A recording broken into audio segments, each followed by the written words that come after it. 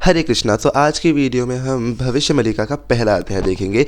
तो पहले अध्याय का नाम है कलयुग के अंतकाल में भविष्य मलिका की आवश्यकता। इसका अर्थ कलयुग का अंतकाल अभी चल रहा है, जिसको हम लोग युग संध्या भी कहते हैं। तो अभी युग संध्या का समय चल रहा है। तो इस युग संध्या के समय पर भविष्य मलिका हमें किस प्रकार से सहायता करेगी, उसके बारे में हम पहले अध्याय में जानेंगे। तो इधर लिखा है कि युग चक्र के अनुसार पहला सतयुग, दूसरा त्रेता युग, तीसरा द्वापर युग, चौथा कलयुग। अंत में कलयुग आता है। और कोई भी युग जब खत्म होने वाला रहता है, उसको कुछ ही क्षण शेष रहते हैं और दूसरा युग शुरू होने वाला रहता है, तो उस समय को, उस काल चक्र को कहा जाता है युग संध्या।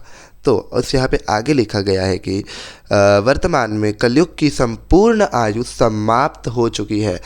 और यहाँ पे और ये भी लिखा गया है कि युग संध्या का काल चल रहा है। कितनी भी युग के अंत और एक नए युग, तो यहाँ पे और लिखा है कि किसी भी युग के अंत और एक नए युग के प्रारंभ के समय पर युग संध्या या फिर सगम युग कहा गया है। जैसा कि मैंने अभी कहा कि कलयुग का अंत चल रहा है और सतयुग शुरू होने वाला है। इसका अर्थ कलयुग और सतयुग के बीच का समय चल रहा है, तो उसे हम युग संध्या कहेंगे। और यहाँ पे आगे यह भी लिखा है कि कलयुग की आयु 4,32,000 वर्ष थी, लेकिन अब ध्यान से सुनिएगा, 4,32,000 वर्ष कलयुग की आयु थी, लेकिन अब पाप का बोझ बढ़ गया है, तो इसके कारण कलयुग की आयु केवल 4,800 वर्ष ही रह गई है। तो 4,32,000 वर्ष में से 4,27,200 साल कम हो चुके हैं और अब केवल 4,800 वर्ष ही रह चुके हैं कलयुग को। और यहाँ पे आगे यह भी लिखा है कि मनुष्य स्मृति के अनुसार नीचे दिए गए श्लोक इसका प्रमाण भी देते हैं। तो अब हम एक श्लोक के माध्यम से समझेंगे कि क्या प्रमाण दिया गया है कि कलयुग की आयु समाप्त हो गई है। क्या इसका सच में प्रूफ है? हाँ, एक श्लोक के माध्यम से ही समझाया गया है। तो श्लोक कुछ इस प्रकार है। चत्वा यजार्हु सहस्त्राणि तत्कुरुतं युगम तस्य त्वच्छता संध्या संध्या शाश्वत तथाविध। इसका अर्थ यह है कि उपयुक्त श्लोक का मतलब यह है कि कलयुग के 4,000 वर्ष के बाद सतयुग आता है और 4,000 वर्ष की उस आयु तथा उसके आरंभ और अंत की 2 संध्याओं का काल उतना ही 100 वर्ष होता है। अब इसका क्या अर्थ हुआ? तो यहाँ पे पहले ही लिखा गया है कि कलयुग के 4,000 वर्ष के बाद सतयुग आता है। और अभी कौन सा वर्ष और अभी कौन सा साल हो गया? कितने साल खत्म हो चुके हैं कलयुग को? 4,800 साल रह गए। कितने का साल ही होगी, मतलब कि यहाँ पे लिखा है ना 4,800 साल ही होगी कलयुग की आयु, जिसमें से 4,800 साल बाद 4,800 साल में से 4,000 साल चल रहा है, मतलब 4,000 ईयर है कलयुग का। तो यहाँ पे यह भी लिखा है ना कि 4,000 साल के बाद सतयुग आता है, अर्थात सतयुग आने वाला है। इसका अर्थ यह है कि 4,000 साल पूरे होने को आए हैं, 4,800 साल पूरे होने को आए हैं और सतयुग प्रारंभ होने को है। आगे लिखा गया है कि 4,000 वर्ष के उस आयु तथा उसके आरंभ और अंत की 2 संध्याओं का काल उतना ही 100 वर्ष होता है। इसका अर्थ यह है कि जो 4,000 वर्ष की आयु है जो भी चल रही है, उसका और उसके आरंभ और अंत का साल, मतलब 4,000 साल बाद जब शुरू हुआ और अब जब वो ख़त्म होने वाला है, उसकी आयु उतनी ही 100 वर्ष होती है। अब इसका अर्थ हम आगे भी समझेंगे, इसका क्या अर्थ है। 100 वर्ष होते हैं, इसके जो लिखा है उसके आगे और क्या लिखा है उसमें बताते हैं कि अर्थात अब इसका क्या मतलब हुआ। यहाँ पे जो लिखा गया है कि 4,000 वर्ष की आयु उतनी ही 100 गुना होती है, 100 वर्ष होती है, उसका क्या अर्थ है हम वो देखते हैं। इसका अर्थ यह है कि अर्थात कलयुग की आयु 4,000 साल है। 4,000 साल में से आरंभ और अंत में 2 संध्या, यानी कि 400 साल से 400 मल्टीप्लाई बाय 2 करेंगे तो कितना होगा? 4 2 सा 8, तो 400 मल्टीप्लाई बाय 2 इज़ 800। तो 800 यानी कि कुल मिलाकर कलयुग की भोग आयु 4,800 साल की होगी। कालांतर में पंच सखाओं में एक ही तथा भगवान विष्णु के परम प्रिय सखा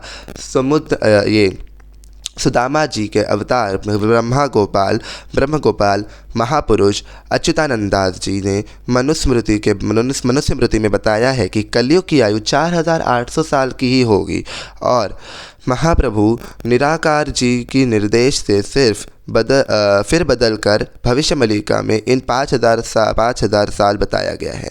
इसका यह है कि चारि लक्ष्य में बत्तिष्ट सहस्त्र।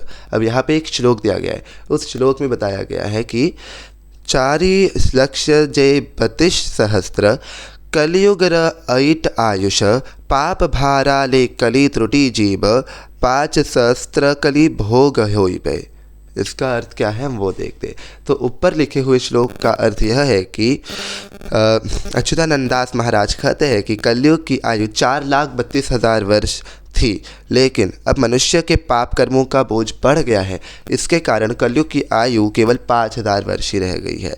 और आगे यह भी लिखा है साल ही रह जाएगी। वर्तमान में माँ बिरजा पंकजा जगन्नाथ पंकजा और कोहिनूर पंकजा आदि के हिसाब से कलयुग के आरंभ से अभी उनकी आयु का 5,125वां साल चल रहा है। कलयुग की आयु 5,000 वर्ष है और अभी कौन सा साल चल रहा है? 5,125वां साल चल रहा है। तो इसका अर्थ यह है कि कलयुग संपूर्ण रूप से समाप्त हो चुका है। कलयुग संपूर्ण रूप से समाप्त हो चुका है। इसलिए वर्तमान समय में मानव समाज के कल्याण हेतु भविष्य में लिखा ग्रंथों की बहुत आवश्यकता है। और यहाँ पे ये भी लिखा है कि महापुरुष अच्युतानंदास जी भविष्य मलिका में ये क्या कहते हैं। अब अच्युतानंदास जी भविष्य मलिका में क्या कहते हैं, किस प्रकार भविष्य मलिका मानव जाति को हेल्प करेगी, वो एक श्लोक में अच्युतानंदास जी समझाते हैं। तो श्लोक कुछ इस प्रकार है कि संसार मध्य रे के मत जनिबे नर अंगे देह बही गत आगत जे युगर व्यवस्था समस्तनको जना नहीं शिवकल्प नवखंड निर्घट। इसका अभी श्लोक का क्या अर्थ है? तो ऊपर दिए गए श्लोक का यह अर्थ है कि महापुरुष अच्युतानंदास जी ने मलिका के एक ग्रंथ शिवकल्प नवखंड निर्घट, ये एक ग्रंथ का नाम है। और में लिखा है कि मनुष्य माया मोह में भ्रमित होकर युग परिवर्तन या उसके आदि अंत के आने वाली आपदा संबंधी बातें नहीं जान पाएगा। जैसे कि अभी मनुष्य मोह और माया में फंसा हुआ है। लोगों को लगता है कि अरे भविष्य मलिका तो फेक है, भविष्य मलिका तो ये है वो है, तो हज़ारों चीज़ें बोली जा रही है भविष्य मलिका को। बेसिकली भविष्य मलिका को बहुत हेट मिल रहा है। तो यहाँ पे ये भी लिखा है मोह माया में इंसान पढ़ के ये सारी बातें इंसान को झूठ लगने लगेगी। श्री अच्युतानंदास जी की स्वयं कह रहे अभी 2032 में सतयुग की शुरुआत, ऐसा लिखा गया है भविष्य मलिका में। तो ये लोगों को ये झूठ लग रहा है। क्यों? क्योंकि लोग माया और मोह में फंसे हुए हैं। आगे क्या लिखा है हम वो देखते हैं। तो आगे लिखा है कि ज्ञानी जन भी पथभ्रष्ट और भ्रमित हो जाएंगे और आध्यात्मिक संवाद में बढ़ चढ़कर यह बोलेंगे कि अभी कलयुग की बाल अवस्था ही चल रही है। अब यहाँ पे ये कहा है कि काफ़ी सारे लोगों को मैं काफ़ी सारे लोगों को जब बोलता हूँ कि ये कलयुग की चरम सीमा है, मतलब कलयुग अपने अंतकाल में है, अंत होने वाला है, तो काफ़ी सारे लोगों का रिएक्शन कुछ ऐसा होता है कि है कलयुग ख़त्म हो जाएगा, क्या बेवकूफ़ बना रहा है तू भी। ऐसा लोग मुझे कहते हैं ना, ऐसा सबके साथ होता होगा जब भी कोई कुछ ऐसा बोलता होगा तो ऐसा लोग कहेंगे कि ये तो झूठ है, भविष्य मलिका में सब झूठ लिखा है, भविष्य मलिका फेक है, भविष्य मलिका किसने लिखी मुझे बता दो। और बता भी देंगे कि अच्युतानंदास जी ने लिखी है, तो उसे भी फेक कहेंगे लोग। तो यहाँ पे वही लिखा है कि माया और मोह में पढ़ के इंसान भविष्य मलिका भी झूठ बोलेगा, भविष्य मलिका को भी झूठ बताएगा और कलयुग के अंत काल में भगवान की शरण भी नहीं लेगा। अब इसका और यहाँ पे एक श्लोक दिया है। अब उस श्लोक के माध्यम से हमें अब इस श्लोक के माध्यम से कलयुग की बाल अवस्था चल रही है ऐसा लोग कहेंगे। आगे जो श्लोक दिया है हम उसका अर्थ जानते हैं। तो आगे जो श्लोक है वो कुछ इस प्रकार है कि उद्यति यदि भानु पश्चिम दिग विभागे विकशति यदि पधा पर्वतनाशिखाग्रे प्रचलित यदि मेरुषितो तपति बनहि नटलति खंडु बाक्या सज्जनाना कदाचित। अब इसका क्या अर्थ है हम वो देखते हैं। तो ये शक्ति की तो अर्थात आने वाले समय में सूर्यदेव पश्चिम से उदित हो सकते हैं, पर्वत की चोटी पर कमल खिल सकता है। ध्यान से सुनना, सूर्यदेव पश्चिम से उदय होंगे और पर्वत की चोटी पर कमल खिलेगा। मेरू पर्वत दक्षिण से उत्तर दिशा में चला जाएगा, मतलब पेरू पर्वत दक्षिण में वो उत्तर में भी चला जाएगा। और आग ठंडक प्रदान कर सकती है और बर्फ़ गर्मी प्रदान करेगी। आगे यह लिखा है कि लेकिन मलिका में लिखी महापुरुष अच्युतानंद दास जी की वाणी या कई अन्य संतों, सज्जनों और महापुरुषों की वाणी कभी नहीं बदल सकती। अब जो अच्युतानंद दास जी ने लिखा है कि ऐसा होगा तो ऐसा हो सकता है। अगर वहाँ लिखा है कि सूर्यदेव पश्चिम से उदय होंगे तो होंगे, और अगर ऐसा लिखा है कि गर्मी में ठंडी और ठंडी में गर्मी लगेगी तो ये भी होगा, और जो पर्वत अपनी दिशा बदलेगा वो भी होगा, और कमल जो कीचड़ में खिलता है वो पर्वत की चोटी पे कमल खिलेगा।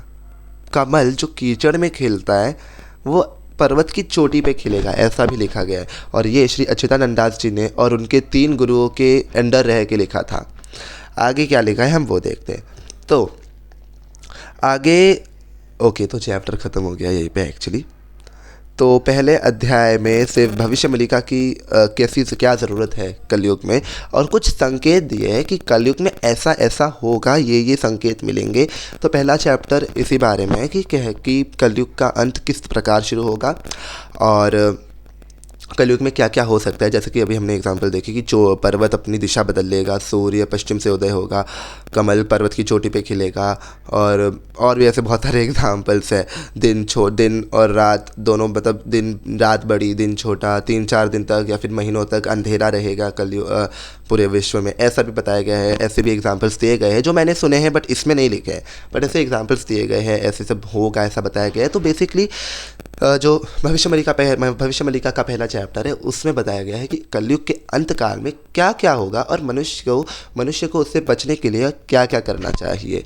तो अब सेकंड चैप्टर का नाम क्या है हम वो देख लेते हैं। तो सेकंड चैप्टर का नाम है भविष्य मलिका ग्रंथों के रचयिता कौन है, मतलब भविष्य मलिका के ग्रंथों का रचयिता कौन है, हम वो अगले वीडियो में देखेंगे। चैप्टर 2 को, जो भविष्य मलिका का जो चैप्टर 2 है वो हम नेक्स्ट वीडियो में शुरू करेंगे। तो ये था भविष्य मलिका का चैप्टर 1। तो यहाँ पे वीडियो को ख़त्म करते हैं और चैप्टर 2 हम नेक्स्ट वीडियो से देखेंगे। हरे कृष्णा।